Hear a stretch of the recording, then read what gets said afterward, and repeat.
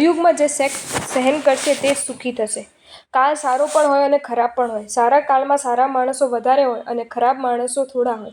સારા માણસોનું જોર હોય, ખરાબ માણસોનું જોર લગભગ ન હોય.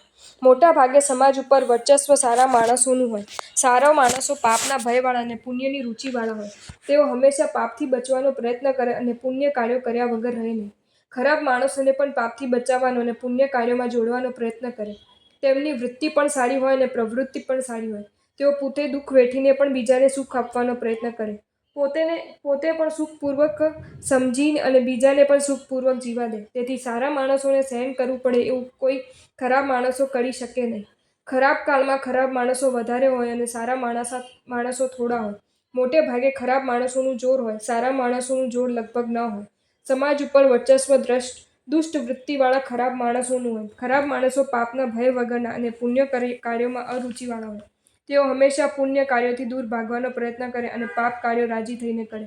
તેઓ સારા માણસોના પણ પુણ્ય કાર્યો છોડાવીને તેમને પાપ કાર્યોમાં જોડવાનો પ્રયત્ન કરે.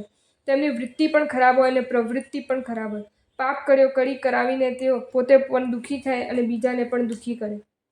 પોતે પણ સુખપૂર્વક જીવે નહીં અને સારા માણસોને પણ સુખપૂર્વક જીવવા દે નહીં.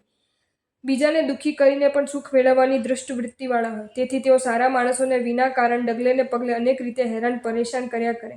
સમાજ ઉપર વર્ચસ્વ અને જોર દુષ્ટ માણસોનું હોવાથી વિના વાંકે પણ સારા માણસોને ખૂબ સહન કરવું જ પડે. સહન કર્યા વગર ચાલે જ નહીં. માટે આ કલયુગને ઓળખીને જેઓ ક્ષમાશીલ બનશે, સમજીને સહન કરશે, તેઓ જ સુખી થશે. જેઓ ક્ષમા રાખી શકશે નહીં, સમજીને સહન કરશે નહીં, ક્રોધ કરશે, સામનો કરશે, ગાળાગાળીને મારામારી કરશે, તેઓ કપાઈ મળશે, દુઃખી થઈ જશે. આ વિષયમાં એક શાસ્ત્રીય બોધકથા વિચારવા જેવી છે. ક્ષમાના ફળ મીઠા. યુધિષ્ઠિરનું દ્રષ્ટાંત.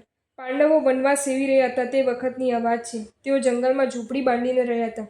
રાત્રે સિંહ, વાઘ વગેરે હિંસક પ્રાણીઓથી પોતાનું રક્ષણ કરવા માટે તેમણે જાગતા રહેવું જરૂરી હતું. પણ બધાએ રોજ આખી રાત જાગતા રહેવાનું બની શકે નહીં. તેથી મોટા ભાઈ યુધિષ્ઠિરે પોતાના નાના ભાઈઓ સાથે વિચાર વિનિમય કરીને દરેક ભાઈ રોજ રાત્રે એક પહોરનો ચોકી પહેરો ભરે એવો પ્રસ્તાવ રજૂ કર્યો. વિનયી અને વિવેકી નાના ભાઈઓએ મોટા ભાઈની વાતને આનંદ અને આદરપૂર્વક વધાવી લીધી. ચારેય નાના ભાઈઓના રાત્રિના 4 પહોરના ચોકી પહેરાના વારા ગોઠવી દીધા. રાત્રિના પ્રથમ પહોરે બીજા ભાઈઓ સુખપૂર્વક સૂઈ રહ્યા હતા અને ભીમ ચોકી પહેરો ભરી રહ્યો હતો. ભીમ એટલે ભીમ, એ કોઈથી ગાંજ્યો જાય નહીં. પણ કલયુગનો પ્રભાવ મહાન હતો. પોતાના પ્રભાવનો પરચો બતાવવા માટે મહાબલવાન કલયુગ પ્રેતનું રૂપ ધારણ કરી ભીમ પાસે આવીને તેને ક્રોધાયમાન કરવા માટે જ પૂછે છે કે તું અહીં કેમ ઊભો છે? જવાબમાં ભીમ કહે છે કે હું મારા ભાઈઓનું રક્ષણ કરવા માટે ઊભો છું. ત્યારે પ્રેત રૂપધારી કલયુગ લાલઘુમ જેવો લોચન કરીને તેને આક્રોશપૂર્વક કહે છે કે તું શું તારા ભાઈઓની રક્ષા કરવાનો હતો? તારી શી તાકાત છે?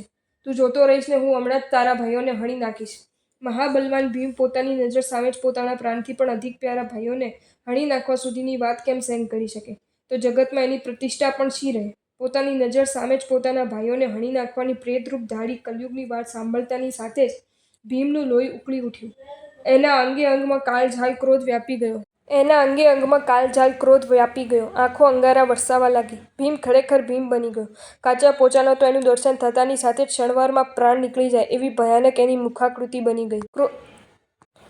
ક્રોધ અગ્નિથી પ્રજ્વલતી કાયાવાળો અને કલયુગના બળને નહીં જાણતો ભીમ એને હણી નાખવા માટે એની સામે ધસ્યો. પણ કલયુગ કંઈ કાચો પોચો ન હતો. લાખો કરોડો ભીમને પણ લીલા માત્રમાં ભોંય ભેગા કરી દે, ધૂળ ચાટતા કરી નાખે એવો મહાબલવાન હતો. આ એક ભીમ તો એને માટે મચ્છર સમાન હતો. એ એને ચપટીમાં જ ચોળી નાખે એવો હતો. પોતાની સાથે યુદ્ધ કરવા આવેલા ભીમને એણે એક જ ચપેટાથી ભોંય ભેગો કરી દીધો. એ ધૂળ ચાટતો થઈ ગયો અને એના મુખમાંથી લોહી વહેવા લાગ્યું. ભીમ મૂર્છા ખાઈને પડી રહ્યો છે. બીજા, ત્રીજા અને ચોથા પહોરે કલયુગે બળના ગર્વવાળા અર્જુન, સહદેવ અને નકુલના પણ એવા જ હાલ કર્યા. આ બધા બનાવને નહીં જાણતા યુધિષ્ઠિર પ્રભાતકાલે જાગ્યા. મૂર્છા ખાઈને પડેલા પોતાના નાના ભાઈઓને એમણે નિંદ્રાધીન માન્યા અને તેમની રક્ષા કરવા સાવધાન બનીને રહ્યા. તે વખતે પ્રેત રૂપ ધારી કલયુગ તેમની પાસે આવ્યો અને ક્રોધાગ્નિથી તપાવવા માટે તેમને પણ અપમાનજનક, અસહ્ય અને અતિશય આકરા વચનો સંભળાવ્યા. પરંતુ ક્ષમા ભંડાર યુધિષ્ઠિર ન તો લેશ માત્રે ગુસ્સે થયો કે ન તો એને એક અક્ષર પણ કહ્યું. તેમને તો જગતમાં સર્વ પ્રકારના અભ્યુદયને આપનારી, સર્વ પ્રાણીઓને પ્યારી અને સમગ્ર ધર્મના સારભૂત એવી ક્ષમાને જ વહાલી કરી. ક્રોધને તો એમણે પોતાની પાસે ફરકવા દીધો જ નહીં. પોતાને ગુસ્સે કરવાની કલયુગની ચાલને એમણે નિષ્ફળ બનાવી દીધી. તેમનો ઉપશમ જોઈને કલયુગ પરાજય પામ્યો. એણે ભોંટપ અનુભવી. ઉપશમના પ્રભાવે ઉપશાંત બનેલો એ પોતાનાથી પણ બલવાન પુરવાર થયેલા યુધિષ્ઠિરના શરણે મુખમાં તરણું લઈને આવ્યો. એમની મુઠ્ઠીમાં આવીને રહી ગયો. યુધિષ્ઠિર સાચા અર્થમાં વિશ્વ વિજેતા બન્યા. સવારે સૂર્યના તાપથી ભાનમાં આવીને બેઠેલા થયેલા પોતે નાના ભાઈઓને ક્ષમાના પ્રભાવે પોતાને વશ થયેલા અને પોતાના દાસ બનીને રહેલા કલયુગને તેમણે બતાવ્યું. તે જોઈ કલયુગના બળનો અનુભવ કરી ચૂકેલા તેનાથી પરાભવ પામેલા ચારેય નાના ભાઈઓ વિસ્મય પામ્યા. કલયુગમાં ક્ષમા જ બલવાન છે એ વાતનો એમને સાક્ષાત્કાર થયો. ક્રોધને વાલો કરનારો ભીમ આદિ 4 ભાઈઓ દુઃખી થઈ ગયા ને એમની દુર્દશા થઈ. ક્ષમાને જ વાલી કરનારા મહાબુદ્ધિશાળી યુધિષ્ઠિર વિશ્વ વિજેતા બનીને રહ્યા. સુખ શાંતિ અને સર્વ પ્રકારની સંપત્તિને પામ્યા. આપણે પણ જગતને જીતવું હશે, સુખ શાંતિ અને સમૃદ્ધિ પામવી હશે તો આ કલયુગમાં ક્રોધને દેશવટો આપીને એકમાત્ર ક્ષમાને જ વાલી કરવી પડશે. એણે મંત્રાક્ષર માનીને રોજ એનો જાપ કરવો પડશે. કલયુગે બલવતી ક્ષમા. જો તમને આ વિડીયો ગમ્યો હોય તો આ વિડીયોને લાઇક કરો અને શેર કરો અને આવા જ નવા વિડીયો જોવા માટે જૈન ફેક્ટ્સ એન્ડ સ્ટોરીઝની ચેનલને સબસ્ક્રાઈબ કરો. ધન્યવાદ.